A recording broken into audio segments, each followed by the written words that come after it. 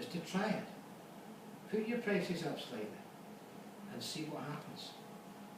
If possible, don't do it across the board. If you've got a range of products and services, put a slight increase on one of the products and services and notice the effect.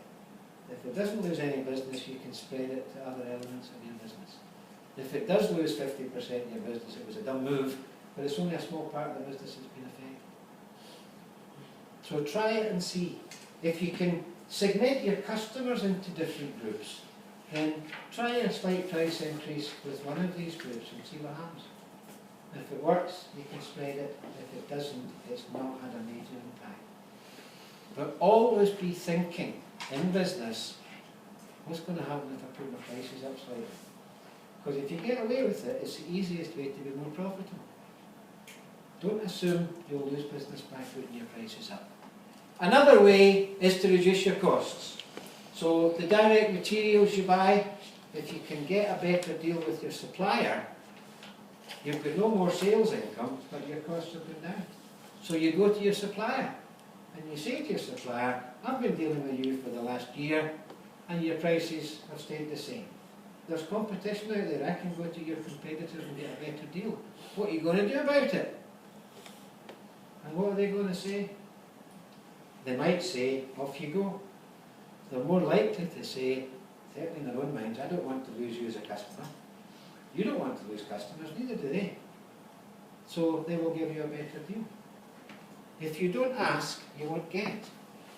Have any of you ever gone to your broadband supplier and said to them, I can get a better deal? You're with Virgin and you phone them up and say, your prices have been going up and up and up. Sky offer a much better deal than you do for new purchasers. What are you going to do about it? Their response immediately is, oh, well, wait a minute, maybe you're not on the right tariff here. Maybe we could give you a reduction here, and we could give you this bit free, and we could give you this bit for 6 months. Don't ask, you won't get it. Ask, and you have a good chance of getting it. Do the same for all your suppliers. Once you've been with them for a few months, go to them and say, I'm a regular customer now, I can get what I'm getting from you elsewhere, persuade me to stay. And you'll often find you get reduced prices. That way, your sales income hasn't increased, but your costs have been down, so you've made more profit. All the other expenses, your energy costs, your motor expenses, your telephone, your insurance, go compare. Do what the guy on telly tells you. Go and fight with the different companies and see which one gives you the best deal. And then go back to your own supplier and say, I've dealt with this other company, they can offer me this, what are you going to do about it? That's maybe not the words to use because that's fighting words. But if you say, I'd quite like to stay with you, but they're offering a better deal, can you match it? You'll probably find the answer is yes. And that's reduced your costs, which has increased your profit. Financial management is all about improving your profitability. The information you get from the bookkeeping tells you how you're doing. It's then a case of saying, what if? What if we can increase our sales price? What if we can increase the volume? What if we can reduce our costs? What effect would that have on our profit? And the answer is it will make you more profitable. You've always got to be looking at that. There's a revised profit and loss account. Sales have gone up by £550 because we put 5% on the price. The direct materials has come down. Some of these costs haven't changed. One or two of them have. The net profit, instead of being 6,900, is 7,600 for exactly the same volume of business. You've made 10% more profit. Just by sitting on your backside, talking to suppliers and negotiating and putting your prices up slightly. So that's what you should be doing in business. Don't just focus on customers and focus on getting sales. Focus on the finances too. Get better deals. Put your prices up if you can get away with it and negotiate with suppliers for everything to get better deals and you'll make more money.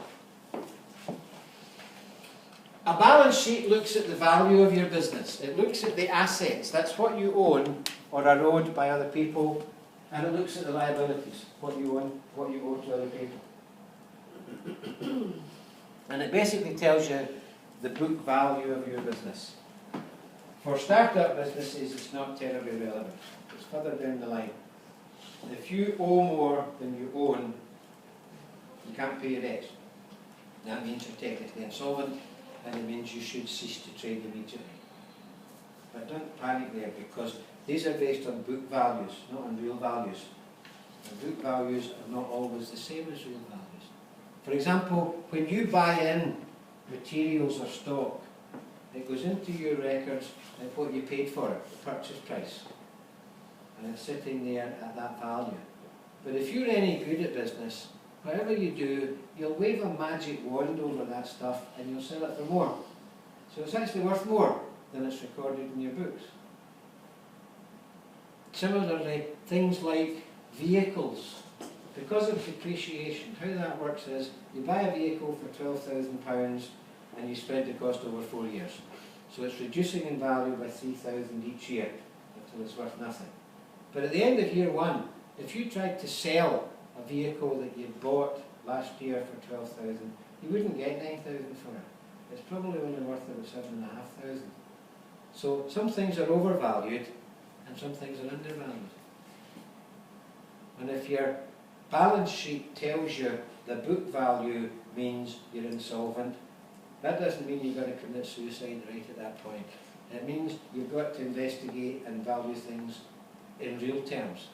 And you'll probably find you're not insolvent at all. But basically, a balance sheet is in two sections. The assets, what you own. Fixed assets are things like vehicles and computers that you're going to depreciate over a period of time. Current assets are things that are changing all the time. So if you've got stock, you buy stock, you use it up, you buy more, you use it up, it's changing all the time. The money you've got in the bank is changing every day. The people that owe you money, the people you owe money to, that's changing all the time. So current assets change regularly. Fixed assets are things that you bought, you're going to keep for several years, and then you're going to get rid of them under no use. Capital and retained profits is what you put into the business in the first place, plus profits that you don't take out. That builds up over the years. Current liabilities and long-term liabilities. Current liabilities are debts you have to pay within the next 12 months. Long-term liabilities are debts you have, but you don't have to repay them for over a year. And you may ask, what's the point of splitting these? It's money we owe to other people. What does it matter whether it's paid or not? The reason accountants do that is back to cash flow forecasting. Because cash flow forecasting is normally based on a 12-month period into the future. And if you've got a current liability, you have to include the repayment of that in your cash flow. But if you've got a long-term liability, you don't. You can't forget it totally. But you can temporarily ignore it because you don't need the money for it. And basically it's called the balance sheet because always the assets are always equal to the capital and the liabilities. And that's because the capital is changing with the profits you make or the losses you make. That's what the balance sheet would look like in this business. I've said that a profit and loss account is a summary of trading over a period. A balance sheet is a snapshot of a business at a particular moment in time, and it will change within 24 hours. But it gives you a figure, and it's normally prepared on the last day of your trading. So when you prepare a profit and loss account over a period of time, the very last day of that period, that's when you prepare a balance sheet. And basically this is telling us the vehicle was worth 4,000, but if you remember, we depreciated it by 250. So we charged 250 of depreciation and we reduced the value by 250. The same for the computer and the equipment.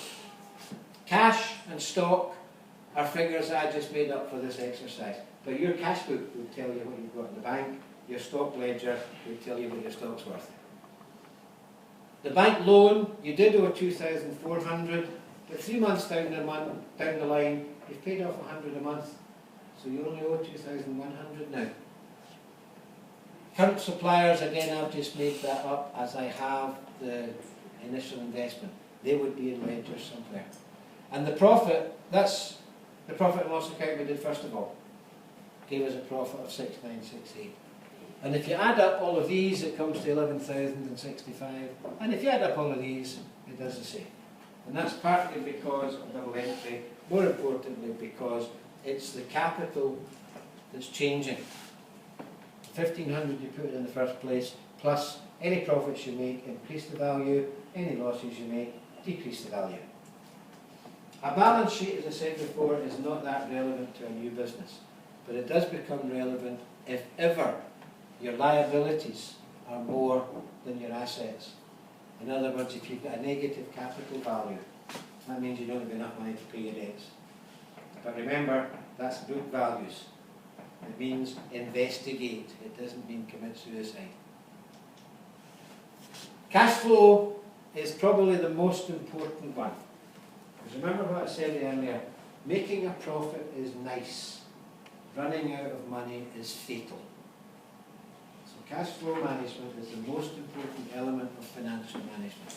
It summarises the movement of cash over a period of trading. It summarises what money is coming into the business and when, and it summarises what money is going out of the business and when. As I say, most businesses do cash flow forecasting 12 months into the future, mainly because funding organisations want to see cash flow forecasts over a 12-month period. Remember, cash is not profit, and profit is not cash. Just because you've made a profit does not mean you've got the money in the bank. One, because customers might not have paid you. Two, because you might immediately have spent that money buying new material, or getting your hair done, or going to the Bahamas, who knows what. Cash changes hands differently from transactions in the business. A simple example of that, you go to a car boot sale, you buy 50 teddy bears for £2 each, that's £100. It costs you £10 to get into the car boot sale, so your expenses are £110. You sell 50 teddy bears for £5 each, £250. So your profit and loss account says sales 250, costs 110, profit 140. That will never ever change, that's in your records. You've made a profit of £140. But as you walk out of that car boot sale, how much money have you got in your hands? You sold 50 teddy bears for £5 each, you've got £250. So you made a profit of 140, but you've actually got £250 to play with. And what do? You immediately go out and get your hair done, or you buy a new dress, or you go for a few drinks. You've spent £100 of it. You've only got 150 left. Profit is still 140. And then you fill your car with petrol. That's another 90 quid gone. You're left with 50 quid. One minute you've 250, the next minute you've got 50. And the profit is still £140. That's never going to change. So cash and profit are not the same thing. Unless you deal totally exclusively in cash, the two will not be the same. So you've got to keep separate records. Remember, making a profit is nice, running out of money is fatal. So cash flow forecasting is the most important element. And the way you go about it is identify all the elements of income you're likely to have and all the elements of expenditure. It might be you've got a newsagent shop, so you're selling newspapers and you're selling sweets and you're selling magazines.